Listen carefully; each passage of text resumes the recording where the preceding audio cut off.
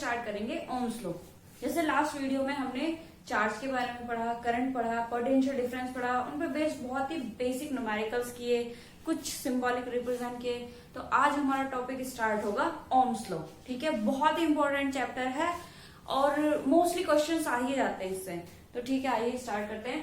देखो, Ohm's law का statement क्या है? If the potential difference across two terminal of metallic wire और conductor is V and current flowing through it is I, then according to Ohm's law। अच्छा ठीक है, basically क्या है, मान लो कोई भी हमारा पोटेंशियल डिफरेंस है किसी भी मेटालिक वायर में या फिर कंडक्टर में, कंडक्टर जिसमें कि चार्ज मूव हो, जिसमें कि करंट फ्लो हो। ठीक है, किसी भी कंडक्टर के अक्रॉस जो भी पोटेंशियल डिफरेंस होता है और उसमें जो करंट फ्लो होती है, ठीक है, तो वो एक दूसरे के डायरेक्टली प्रोपोर्शनल होते हैं। डायरेक्टली प्रोपोर्शनल होता है। देखो, ये जो सिंबल होता है ये डायरेक्टली प्रोपोर्शनल का होता है।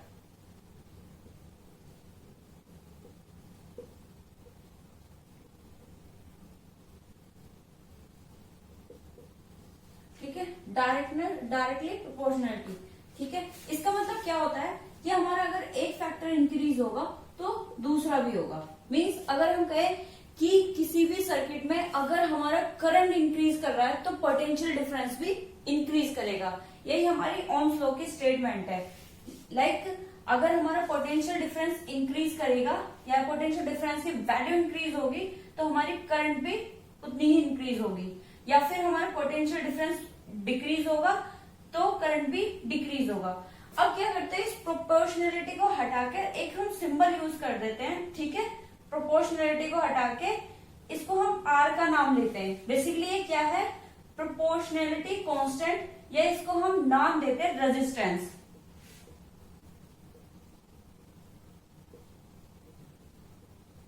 रेजिस्टेंस, और हम कह सकते हैं इसको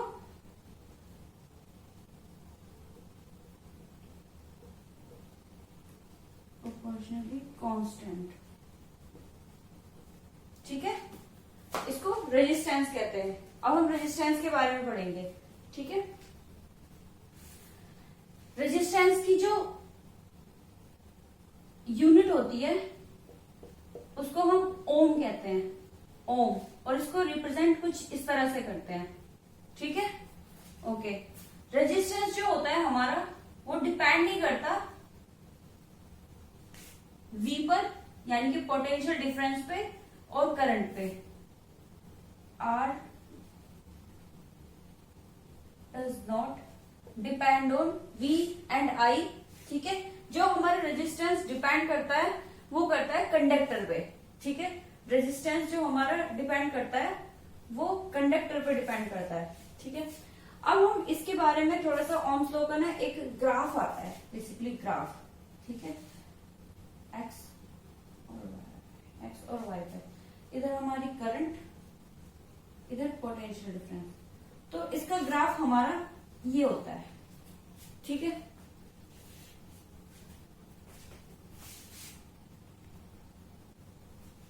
देखो अभी हम इसके ग्राफ के बारे में बात करते हैं। ठीक है, ये होता है हमारा करंट, ये होता है हमारा पोटेंशियल डिफरेंस। ठीक है, बेसिकली इसका ग्राफ लीनियर होता है। लीनियर, अभी मैं इसका रीजन बताऊंगी, और हमेशा जीरो से स्टार्ट होता है। जीरो से कैसे, अगर देखो हम V और I का हम एक नॉर्मल सा ग्राफ ही बनाए। ठीक है, अगर हम इस फॉर्मूले में V = IR, इसमें अगर हम V की वैल्यू 0 पुट कर दे तो ये भी हमारा क्या हो जाएगा, I भी 0 हो जाएगा, I भी 0 हो जाएगा, क्योंकि मैंने कहा कि ये दोनों एक दूसरे के इनवर्सली प्रोपोर्शनल होते हैं। इनवर्सली मतलब अगर एक बढ़ेगा तो दूसरा भी बढ़ेगा, एक घटेगा तो दूसरा भी घटेगा। तो इस कंडीशन में क्या होता है, अगर हम V = 0 रख देते हैं तो हमारी करंट भी 0 हो जाती है। इसीलिए ये ग्राफ 0 से स्टार्ट होता है। और होता क्या है इसमें, देखो अगर यहाँ पे करंट हम 1 एम्पियर मानते हैं, एज्यूम कर लेते हैं 1 एम्पियर। ठीक है, और यहाँ पे हम पोटेंशियल डिफरेंस 2 वोल्ट मान लेते हैं, तो अगला जो होगा 2 एम्पियर पर जो वोल्टेज की वैल्यू आ जाएगी वो 4 वोल्ट आ जाएगी, या आगे 3 एम्पियर पर वोल्टेज की वैल्यू 6 वोल्ट आ जाएगी। ठीक है, तो ये लीनियरली इंक्रीज करता है इसका ग्राफ।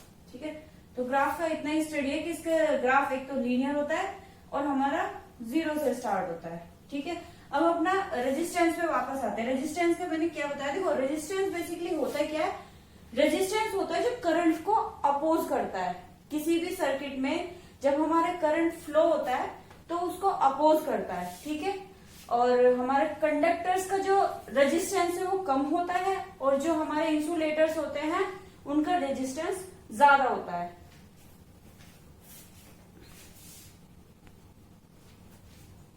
देखो मैंने अभी रेजिस्टेंस का बताया, ये क्या होता है, द ऑब्स्ट्रक्शन या hurdles in the flow of current, या फिर हम कह सकते हैं it oppose the flow of current. ठीक है, और इसको हम सर्किट में कैसे रिप्रेजेंट करते हैं,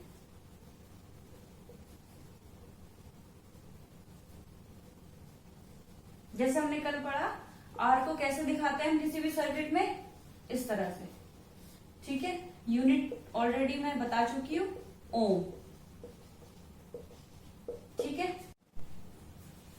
देखो हमने अभी रेजिस्टेंस के बारे में पढ़ा। अभी ना कुछ फैक्टर्स है, ठीक है, जो रेजिस्टेंस पे इफेक्ट करते हैं। ठीक है, उसमें फर्स्ट आता है हमारा कि हमारा कंडक्टर या मेटल जो भी है उसकी लेंथ क्या होती है। ठीक है, एल। तो इसमें आता है जो रेजिस्टेंस होता है हमारा वो डायरेक्टली प्रोपोर्शनल होता है लेंथ के। ठीक है, second cross section area of conductor. Cross section area होता है, अगर मान लो ये मेटल है, कोई भी वायर है आपका, तो इसका जो ये एरिया होता है, या हम इसको क्रॉस सेक्शन ऐसे वर्टिकली क्रॉस कर दे, उसमें जो कट के जो हमारा सामने वाला एरिया होता है इसको हम कहते हैं क्रॉस सेक्शन एरिया।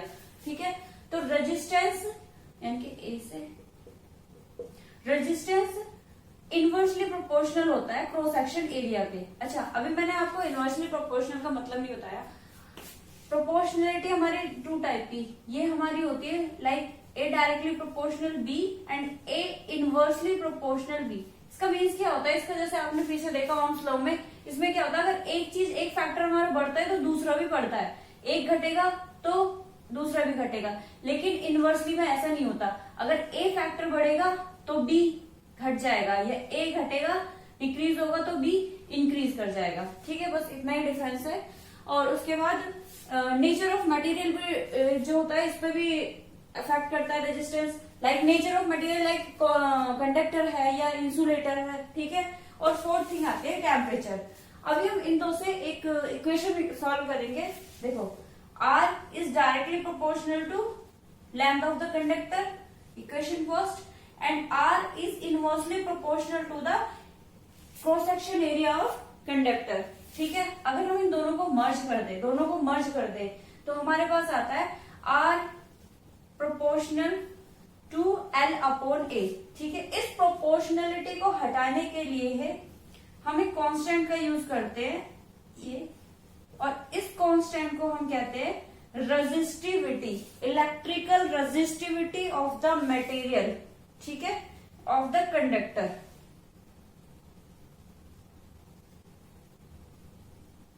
रेजिस्टिविटी